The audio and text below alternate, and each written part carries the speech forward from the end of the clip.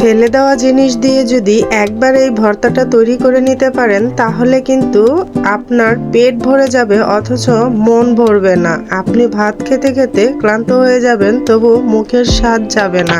অনেকেই একেবারেই খেতে পারে না, মুখের রুচি হারিয়ে গেছে, কোনো কিছু খেয়ে স্বাদ পায় না। তো সেই হারিয়ে যাওয়ার রুচি অথবা স্বাদ ফিরিয়ে আনার জন্য কিন্তু এই ভর্তাটা অবশ্যই ট্রাই করতে পারেন।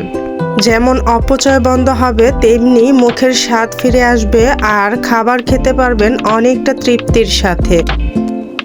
তাহলে বন্ধুরা চলো কথা না বাড়িয়ে আমরা দেখে নেই কিভাবে এই ভর্তাটা তৈরি করলাম। আর ভর্তাটা তৈরি করতে কিন্তু পুরো ভিডিওটা স্কিপ না করে দেখতে থাকো। আসসালামু আলাইকুম, আবার ওয়েলকাম জানাচ্ছি নতুন একটা ভিডিও দেখার জন্য। আজকে আপনাদের পটলের খোসার ভর্তা তৈরি করে দেখাবো। এই পটলের খোসা কিন্তু আমরা সবাই ফেলে দেই, আমরা কখনোই ব্যবহার করি না, কিন্তু অনেক আপুরাই জানে এই পটলের খোসা দিয়ে কিন্তু অনেক ধরনের রেসিপি করা যায়। আর তরি তরকারির খোসাতেও কিন্তু প্রচুর পরিমাণে ভিটামিন লুকিয়ে থাকে। আর আমরা কিন্তু অনেকেই জেনে অথবা না জেনে এই ভিটামিনগুলো ফেলে দেই। তো যাই হোক, এই পটলের খোসা দিয়ে কিন্তু মজাদার সুস্বাদু ভর্তা তৈরি করা যায়। আপনারা না দেখলে সেটা বুঝতেই পারবেন না। তো চলুন দেখে নেই কিভাবে এই মজাদার সুস্বাদু ভর্তাটা তৈরি করে নিই। একবার যদি এই ভর্তাটা তৈরি করতে পারেন সবাই একদম টেনে টুনে নিয়ে খেয়ে নেবে, এত মজা এই ভর্তা। তো প্রথমে এই খোসাগুলো দিয়ে দিচ্ছি। এখানে এই খোসাগুলো কিন্তু আমি আগে থেকে ভালো করে ধুয়ে পরিষ্কার করে নিয়েছি। আর তার সাথে দিয়েছি কয়টা কাঁচামরিচ। কাঁচামরিচটা যদিও আমার ফ্রোজেন করা ছিল, কাঁচামরিচটা আমি যে সাথে দিয়ে আর সামান্য হলুদ সামান্য লবণ দিয়ে ভাজা করে নেব। খুব বেশি কিন্তু দেইনি, জাস্ট এটা সুন্দর কালার থাকার জন্য আমি একটু হলুদটা ব্যবহার করেছি, যাতে করে এটা একটু লালচে কালার না হয়ে যায়, একটু হালকা সবুজ সবুজ থেকে যায়। আপনারা চাইলে কিন্তু পটলের খোসাটা আপনারা সেদ্ধ করে নিতে পারেন, কিন্তু আমি এটাকে হালকা তেলের উপরে কিন্তু ভাজা করে নেব। আর এটাকে একটু চুলার হিটটা কমিয়ে ভাজা করে নেব। এখন পুরো হিট দেওয়া আছে, যখন পুরোপুরি গরম হয়ে যাবে আমি একটু মাঝখানে ঢাকা দিয়েও এটাকে ভাজা করে নেব। তো ঢাকা দেওয়াটা এখানে স্কিপ হয়ে গেছে, তো এই যে আমি মাঝখানে ঢাকা দিয়ে এই যে সুন্দর করে ভাজা ভাজা করে নিয়েছি। তো পটলের ছিলকাটা কিন্তু একদম ভাজা হয়ে গেছে। তো এখন আমি সামান্য তেল দিচ্ছি। এখানে আমি কিছু শুকনা মরিচ ভাজা করে নেব। ভর্তা মানে শুকনা মরিচের ভর্তা, শুকনা মরিচের ভর্তা না খেলে ভালোই লাগে না আমার। তবে এটা স্বাস্থ্যের জন্য খুব একটা বেশি ভালো না শুকনা মরিচটা খাওয়া। আপনারা চেষ্টা করবেন অবশ্যই কাঁচা মরিচ দিয়ে খাওয়ার জন্য। আমি এখন মাঝে মাঝে চেষ্টা করি, তারপরেও আমি মাঝে মাঝে এই শুকনা মরিচটাও দেই। তো এখন আমি দিয়ে দিচ্ছি ধুয়ে রাখা বাঁশপাতা 2টা শুটকি, আর এখানে দিয়ে দিয়েছি রসুন, ছোট রসুন খুলে মানে কোয়া কোয়া করে নেওয়া 2টা। তো রসুনটা আমি এখন এখানে বেশি ব্যবহার করব, কারণ রসুনটা আর শুটকিটা একসাথে আমি ভাজা করে নিচ্ছি। এই শুটকি আর রসুন আর তার সাথে কিন্তু আমি লবণ দিয়ে দিচ্ছি। তো ভর্তা তৈরি করার সময় কিন্তু আমি লবণটা দিব না, তাই আমি এগুলোতে লবণ দিয়ে দিচ্ছি, এতে করে খুব সুন্দর করে ভাজাও হবে আর এগুলার মানে খুব ভালো করে ভাজা হয়ে যাবে। তো এখন পেঁয়াজটাও দিয়ে দিচ্ছি, পেঁয়াজটা আমি হালকা ভাজা করে নেব। পেঁয়াজটা হালকা ভাজা করে নিলে ভর্তাটা অনেক সময় থাকবে, মানে 1 দিন 2 দিনও থাকবে। আর যদি কাঁচা পেঁয়াজটা দেওয়া হয় সেই ক্ষেত্রে ভর্তার স্বাদ বাড়ে, কিন্তু এটা কিন্তু দীর্ঘ সময় রাখা যায় না যেহেতু গরমের দিন।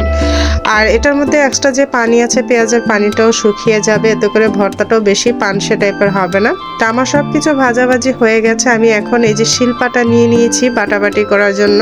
ভর্তা মানেই কিন্তু শিলপাটার ভর্তা, শিলপাটার ভর্তা না হলে কিন্তু ভর্তার স্বাদ কখনোই ভালো করে পাওয়া যায় না। আর শিলপাটার ভর্তা কিন্তু খেতে দুর্দান্ত হয়, টেস্ট আরও বেশি হয়। তো আমার কিন্তু শুকনো মরিচটা বাটা হয়ে গেছে, এবার আমি পটলের খোসাগুলো দিয়েও কিন্তু বেটে নেব। তো এগুলো নিয়ে সুন্দর করে আমি বেটে নিচ্ছি। আর এর সাথে আগে আমি শুটকিটা বেটে নেব, যেহেতু শুটকিটায় কাটা থাকে, কাটাগুলো আগে একদম মিশিয়ে বেটে নিতে হবে যাতে কোনো রকম কাটা না লাগে। বাঁশপাতা শুটকিতে কিন্তু প্রচুর পরিমাণ কাটা থাকে, আর সেই কাটাটা অবশ্যই ভালো করে বেটে নেবেন যাতে করে বাচ্চা অথবা বড় যারাই খায় না কেন যাতে কোনো রকম কাটা না লাগার সম্ভাবনা থাকে। তো এভাবে করে কিন্তু আমি যে শুটকিটা বাটা হয়ে গেছে, আমি এখন পটলের যে খোসাগুলো সেগুলো বাটা দিয়ে দিচ্ছি। আর তার সাথে এই যে কাঁচামরিচগুলোও কিন্তু বেটে নিচ্ছি। আমি কিন্তু আজকে কাঁচামরিচ আর শুকনো মরিচ দুইটা একদম মিশ্রণ করে ভর্তাটা তৈরি করেছি। এতে করে ভর্তার স্বাদ কিন্তু অনেক বেশি মজা হয়েছিল। তো এ পর্যায়ে আমি কিন্তু ভালো করে একদম সুন্দর ফাইন করে বেটে নিচ্ছি, যাতে সুন্দর করে এটা বাটা হয়ে যায়, কোথাও খোসাটা আস্তে আস্তে না থাকে। তো এখন শেষ পর্যায়ে পেঁয়াজটা দিয়ে দিচ্ছি। আর পেঁয়াজটাকে আমি এভাবে করে কেটে নিয়েছি। আমি কিন্তু আলতো আলতো করে এখানে বাটা দিচ্ছি, যাতে পেঁয়াজটা হালকা হালকা আস্ত থাকে, কারণ ভর্তার পেঁয়াজ কিন্তু মুখে পড়লে বেশ ভালো লাগে, খেতে অনেক মজা হয়। তো আমি এভাবে করে ভর্তার পেঁয়াজ আর ভর্তা একসাথে করে যে মিশিয়ে নিচ্ছি। তো আপনারা এভাবে করে ভর্তাটা তৈরি করে দেখবেন। একবার যদি ভুলেও এই ভর্তা তৈরি করেন, দেখবেন এই ভর্তার জন্য বারবার রিকোয়েস্ট করবে, এত মজা হয়। আর ফেলে দেওয়া জিনিসের ভর্তা এত মজা না খেলে কখনোই বুঝতে পারবেন না। তো বন্ধুরা, কথা বলতে বলতে কিন্তু আমার এই ভর্তাটা তৈরি করা হয়েছে। আর আজকে এই ভর্তাটা আমি কিন্তু সুন্দর কাঁঠাল যে পাতা হয়, লাল পাতা, এই কাঁঠাল পাতার উপরে নিয়ে নিচ্ছি। আমার এই কাঁঠাল পাতাগুলো কিন্তু দেখতে ভীষণ ভালো লাগে, সুন্দর কালার হয়ে আছে। তো আমি চাইলাম যেহেতু ভর্তাটাও সেম কালারেই অনেকটা, তো আমি এই পাতার উপরে একটু নিয়ে নিয়েছি দেখার সৌন্দর্যের জন্য। আমার কাছে তো ভালো লেগেছে, আপনাদের কাছে কেমন লেগেছে অবশ্যই জানাতে ভুলবেন না। আর আপনারা কিন্তু এই ভর্তাটার সাথে শুটকির সাথে চাইলে, মানে আপনারা শুটকি দিতে না চাইলে আপনারা কিন্তু মাছ ভাজা করেও এখানে সেমভাবে ব্যবহার করতে পারেন। এতে করে সেটাও কিন্তু খেতে ভীষণ মজা হবে। তবে আমার ঘরের সবাই শুটকি লাভার, শুটকি অনেক বেশি পছন্দ করে, তাই আমি আজকের এই ভর্তাটা শুটকি দিয়ে বানালাম।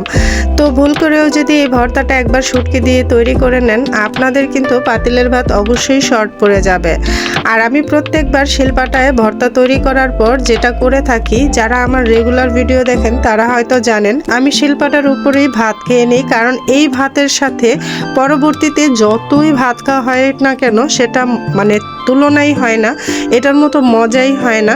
আমি সব সময় শিলপাটার উপরে ভর্তা তৈরি করলে আগে গরম গরম ভাত দিয়ে এরকম করে শিলপাটাটা পুছে খেয়ে নিই।